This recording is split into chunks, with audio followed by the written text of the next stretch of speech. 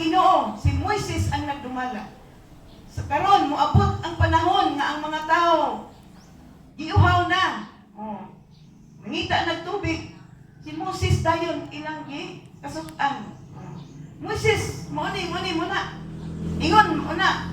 Di mi diri magutman, di mi ahawod kay naa ang Ginoo. Wa man lagi.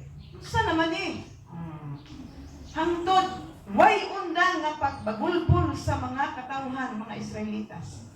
Mauto mga igsuon ang usa ka negatibo nga mga panghuna-una.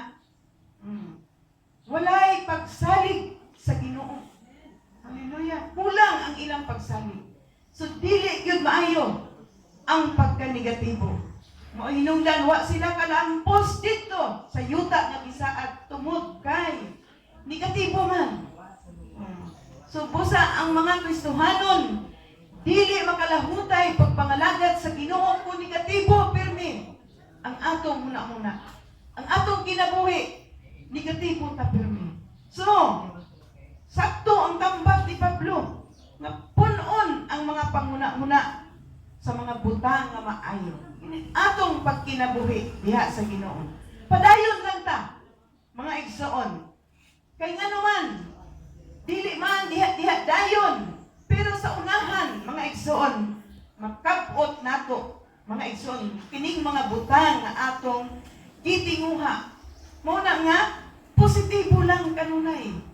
Una nga punto, mga igsoon, nga ang atong kinabuhi, kinahanglag positibo nga mga pagkinabuhi, mga panghuna-una. Giingon, define your goal. Naibaluta sa atong mga goal. Naatay, mga tag-usa ka nato, naatay mga panglantaw, goal sa atong kinabuhi. So, unsaon man nato nga maka-focus ta ni ana nga goal, mga igsoon. Unsaon man, ang ato lang balik-balikon ang mga bersikulo diha sa kasulatan. Balik-balikon nato ang mga saad sa Ginoo. Sa Matthew 6:33 ingon niya, seek ye first the kingdom of God. Pangitaa una ang gingharian sa Dios ug ang iyang pagkamatarong ug kining tanan igadugang ra kanimo. So kung naatay mga pangandoy sa kinabuhi, mga igsuon, pabilin lang tang positibo kanunay diha sa Ginoo ug unahon sa Matthew 6:33 unahon pagpangita ang gingharian sa Dios ug ang iyang pagkamatay. Kay kana mga igsoon, ihatag ra gayud, no? Ang imong gitinguha ihatag kana sa Ginoo. Praise God. Hallelujah. Sama sa mga kaniadto, mga katawhan, mga propeta sa manilang Abraham, no? Na ay gipangandoy pero dugay pa ang natuman. Pero positive sila nga misalig sa Ginoo nga kana ihatag gayud sa Ginoo. Si Noe gisugo sa Ginoo maghimong arka. Asa man po dapit dito sa pinatumyan sa bukid. Kung kita adto mga igsoon maingon gyud nga unsa maning klase maghimong sakayan o barko nga dako tuaman sa kinatumyan sa bukid.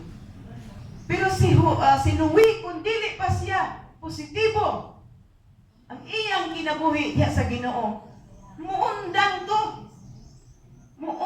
to gama atong arka. Labi na kay kinadugayan na human.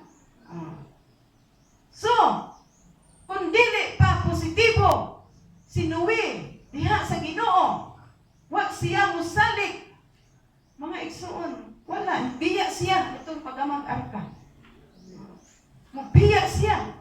Pero kay si Noe, mga igsoon, misalig man sa Ginoo, positive, kanunay ang iyang kinabuhi.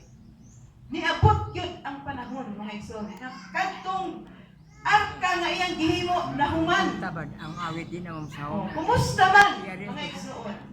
Si Noe ra, ang iyang pamilya man naluwas. Kinahanglan yun, kining positibo. O unahon lang, gayod nato kanunay ang Diyos. Pabilin lang ta diha sa Ginoo, di ta mo palayo. Pabilin lang ta kanunay sa Ginoo kay kun naa ta pabilin sa Ginoo. Mga igsoon, ang tanan natong gitinguha ihatag dayon sa Ginoo. Hallelujah. Dili man diha